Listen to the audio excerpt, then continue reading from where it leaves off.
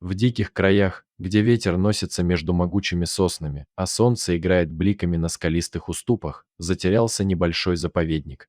Здесь жил орел, которого все знали по имени Макс. Он был не просто птицей, настоящей легендой местных мест.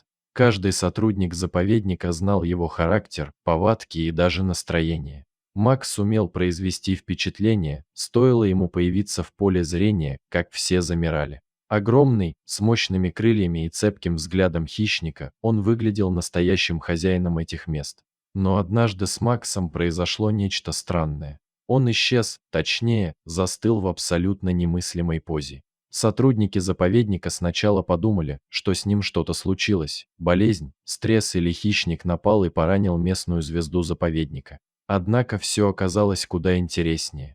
Макс высиживал камень. Да, обычный округлый камень, который лежал в его гнезде вместо яйца. И делал это с такой серьезностью и самодачей, будто от этого зависела судьба всего живого мира. 2 месяца, представляете? 2 полных месяца Макс сидел неподвижно, изредка меняя позу, но не покидая своего гнезда. За едой летал быстро, экономно, будто боясь пропустить самый важный момент в своей жизни. Сотрудники заповедника между собой тихо посмеивались, жалели орла, думали, что с ним что-то не так. Орнитологи разводили руками, странное поведение, но инстинкт есть инстинкт. Дело в том, что белоголовые орланы часто делят семейные обязанности между собой, и орел, папа, может тоже участвовать в высиживании и вскармливании детишек. Однако, в данном случае орел высиживал яйцеподобный камень. В соседнем заповеднике, буквально в нескольких десятках километров от Макса, произошло событие, которое могло изменить все. Крошечный орленок, комочек перьев, дрожащий и беспомощный, остался без родителей. Сотрудники заповедника смотрели на малыша с болью. В дикой природе такие истории обычно заканчиваются быстро и печально. Крошка был так хрупок, что казался фарфоровой статуэткой, тонкие лапки, едва проклюнувшиеся перышки, беззащитные глаза. «Макс может стать его шансом», — негромко сказала Елена, старший орнитолог. «У него такой отцовский инстинкт, что сильнее быть не может». План был рискованным, почти безумным.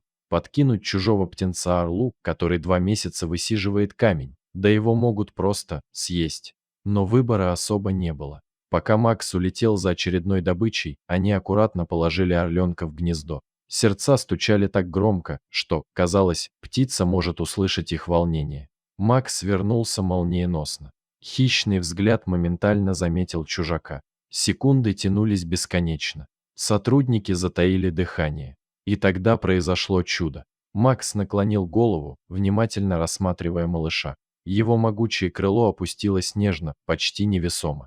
Он не отталкивал, не нападал. Он защищал. С каждым часом их связь становилась крепче. Макс кормил птенца с невероятной осторожностью. Огромный хищник, способный одним движением убить, превратился в само воплощение нежности. Он укрывал малыша от ветра, грел своим телом, носил корм, который добывал буквально за считанные минуты. Казалось, весь мир для него сузился до этого крошечного существа. Орнитологи наблюдали и не верили глазам. Макс, известный своим эго и любовью к славе, стал идеальным отцом. Более того, отцом приемным. Годы шли. Птенец вырос, окреп. И хотя биологически он не был сыном Макса, их связь была куда крепче, чем у многих кровных родственников. Сотрудники заповедника наблюдали, как повзрослевший орленок летает рядом со своим приемным отцом. Они вместе охотились, вместе отдыхали, вместе встречали рассветы над скалистыми уступами.